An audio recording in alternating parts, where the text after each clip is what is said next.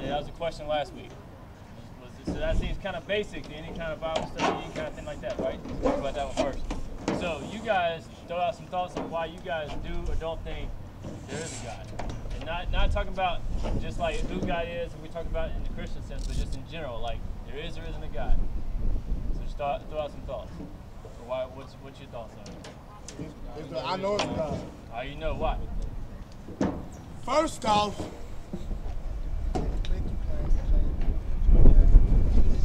nah, but for real, the only reason I know it's a God is because there's been stuff that happened that can never happen, but it happened. Okay. Because I prayed the night before, like, God, what's happening? Right. So you know what's happening. So you see kind of words where it's like, man, this can only be God. That's recording, all kind of stuff, lights in there, you know, tiles on the floors, lockers, all these little nuances, right? All these little details. All right. So think about, like, if I say, Lincoln, you came from dirt.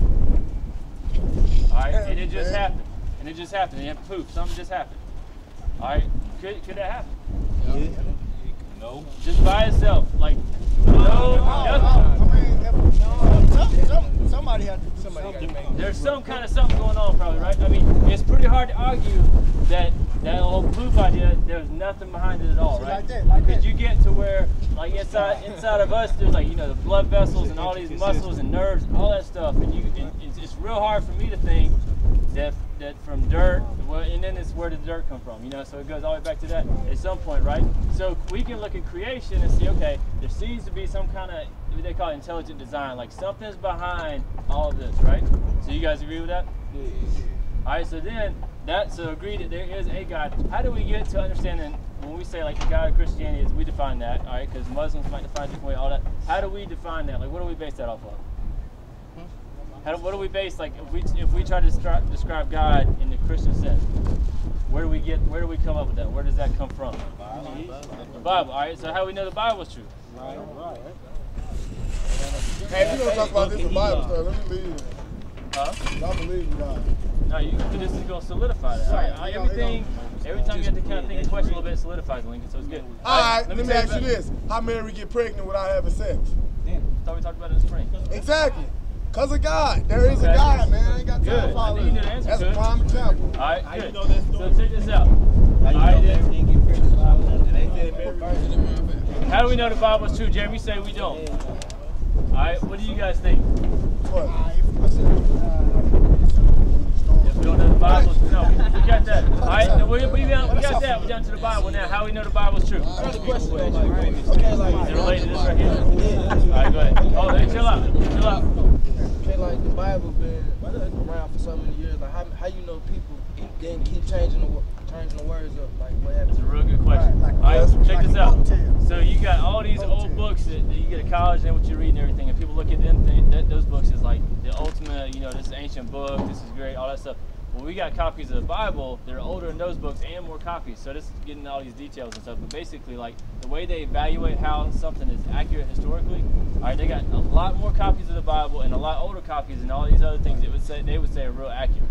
These historical documents, these writings of other historians and everything. So, and the other cool thing that happened with the Bible is you got, I can't remember exact details of it, but basically it's like there were a bunch of different books. And on two parts of the world, like one in Europe and somewhere in Asia or something like that, they had this at the same time separately though, and this is back in like this 1500, but they don't have communication back and forth. It might be like 400. It was way back in the day. But they decided, all right, we're gonna keep these books in the Bible. They prayed through it and felt like these are the books that need to be in the Bible, and all these other ones don't. And two parties, all right, in totally different parts of the world, not even talk to each other, came with the exact same stuff.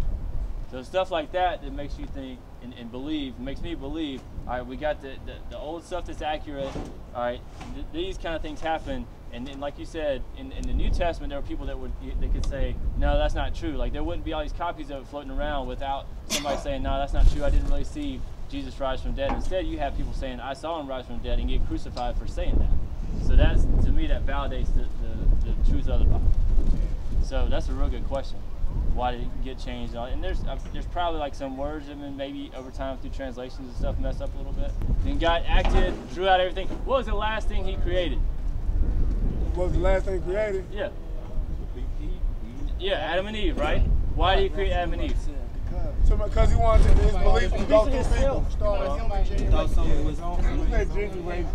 Nah, it's one word. Just one word. He wanted to be in what? That was part of Shalom, huh? I can't hear you. What did you say? Wanted to be okay. So the father has what a relationship.